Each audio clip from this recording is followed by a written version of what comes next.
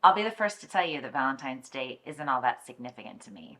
I know it's easy for me to say because I've been in a relationship for the last decade and I am almost married, but even when I was happily single, not having a Valentine didn't really bother me. I'm a firm believer in telling those you love how you feel every chance you get. P.S. I love you and I'm so happy that you're here. But you give me a chance to create a special makeup for the occasion and I will jump at the opportunity. And while we're at it, why don't we pull a little inspiration from the timeless French girl look? I love the effortlessness of the French girl aesthetic, and Valentine's Day is a perfect time to celebrate ourselves and feel beautiful in our own skin. If you're new here, hi, I'm Jeannie. I'm a pro makeup artist. I live in Los Angeles. I work with celebrities, beauty brands, and everyone in between. Welcome to my channel. I've already done my brows off camera. You cannot have a French girl look without a strong brow. If you want to see how I do my brows, I'll link my brow tutorial below. Now for skin, we're keeping it clean and minimal. I'm not even going to use foundation today, just concealer in the areas where I need it. I already moisturized and used eye cream with my Alpyn Beauty Melt Moisturizer and my Chanel Sublimage La Crème Yeux eye cream. Now I'm going to take my favorite concealer at the moment, which is the Revlon 5-in-1 concealer. I have two of them, as you can see. One in a lighter shade, which is 15, and a deeper shade, which actually matches my skin tone. This one is 30. I like to use two concealers when I'm using only concealer because I feel like I can use less of it and it will give me much more of a natural finish as opposed to if I just use one concealer all over my face. I'm going to take the lighter concealer and just place it in the areas where I want to bring more light, which is definitely right in the inner corner of my eyes, a little bit on the outside of my eyes as well. Maybe we'll do a little around the nose, on the chin, and the forehead, just thinking about the center of the face. This is where we want to bring more light and have a little bit more brightness. As you can see, this concealer is much lighter than my skin tone, which is where the skin tone concealer comes in. We're going to take that and sort of use it to mix with the lighter concealer. I'm going to start in with clean fingers and just tap the concealer in. Also, the heat from my fingers is going to help to push the product into my skin as well. If you feel like you've used just a little bit too much, you can always take a sponge and use that to pick up any excess. This is one of my favorite techniques. I'll take a little bit of setting spray and mist my face. And while my face is still damp, I'll use the dampness of the setting spray to move the concealer around a little bit too. Just helps to make everything seamless. But we also want to go for that super natural French girl effortless look. Honestly, this is something that I would probably do every day if I had the time to press in concealer. But if you know anything about me, you know that I don't have patience for a lot of things. So I tend to just sort of buff everything around and call it a day. I'm also going to take my sponge and mist it with a little bit of setting spray just to dampen it a bit.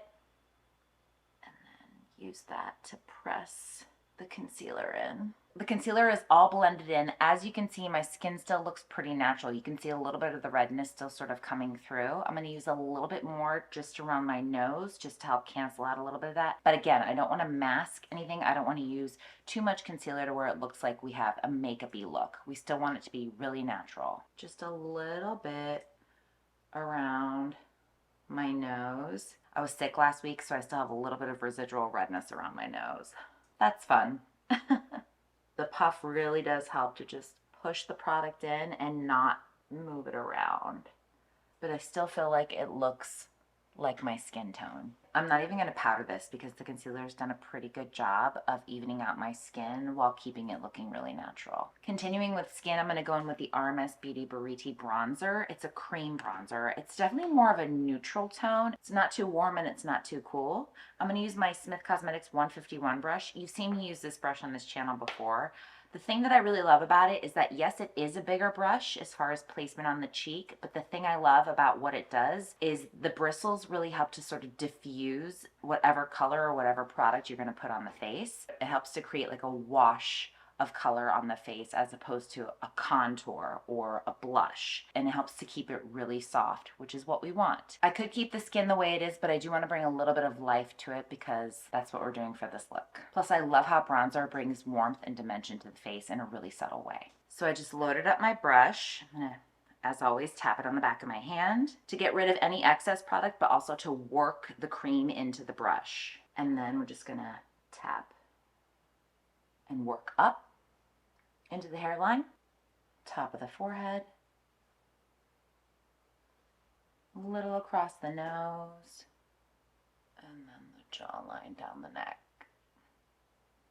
Now what we can do is we can take our sponge that we used with the concealer and tap out any harsh lines. But do you see how that just brought a little bit of warmth to my face that I really needed? We're going to go back to skin, but I wanted to do eyes first just to see where we're going to go with that, and then we can round out the rest of the face with lips and cheeks. I tend to do things in a little bit of a weird way, but it's just how my brain works. The thing that I always aim for on the face is balance. So sometimes I'll do the skin, and then I'll go to the eyes, and I'll go to the lips, and then I'll finish the cheeks, and it's just something that helps me create a whole look. And sometimes I do it in a particular order, sometimes I don't do it in a particular order. It just depends. But this is makeup. Remember, there are no rules. We just do what feels right. And I tend to go with my gut.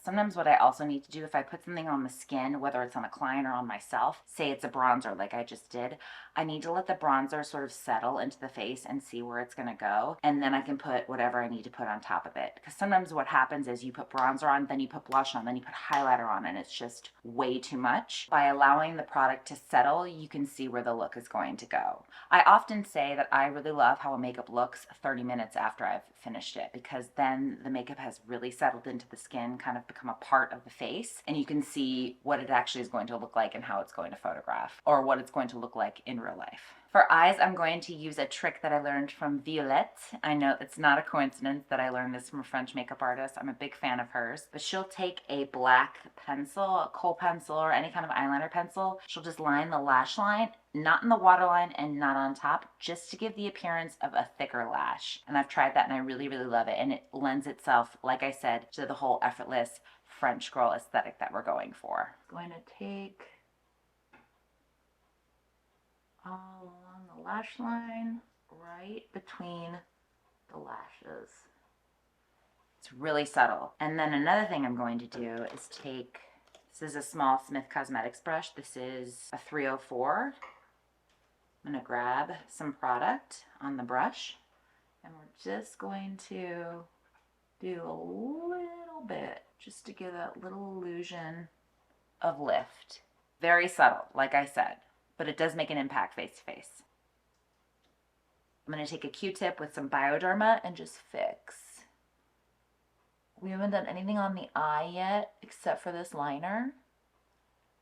And I smoked it out just a little bit, just to give a teeny bit of definition on the outer corner of the eye. I'm going to go back in with my skin tone concealer just on my fingertip. This is my concealer, so I'm just going to use my fingers and go around the area where we did the eyeliner. I have a little bit of redness on this side from wiping the eyeliner away, and I just want to get rid of that.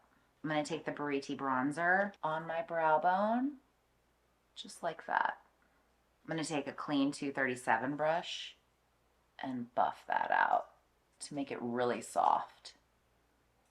I want to create a hint of a contour on the eye, but nothing too severe or harsh. Give the lashes a good curl. Keeping with the French theme, I'm going to use the Estée Lauder Sumptuous Extreme Mascara. There are a couple of different ways you can go with the rest of this look. You could put a gloss on and call it a day, and I think it would be really beautiful. You can go for a little bit more of a rosy tone, which I'm a big fan of. Or if you want to go all the way, we could do a red lip. So let's try both and see what we like. I'm going to start with the red. Have to do Dior 999. It's the classic iconic red from Dior. This is their long wearing formula. Oh, I mean,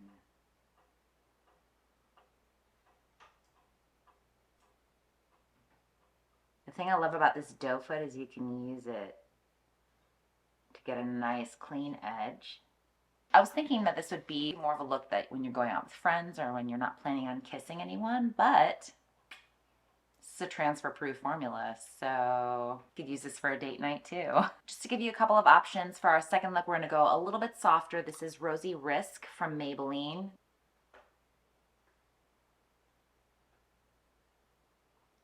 If you're anything like me, you might need a little bit more structure to this lip, so I'm going to take this nude pencil from Maybelline and just line a little bit. Again, just to give the lip a little bit of shape, but still keeping it really soft. Tap on a little bit more. because I love a rosy glow, I'm going to take the lipstick on this Saie brush. I think that's how you say it. S-A-I-E. Tap it off.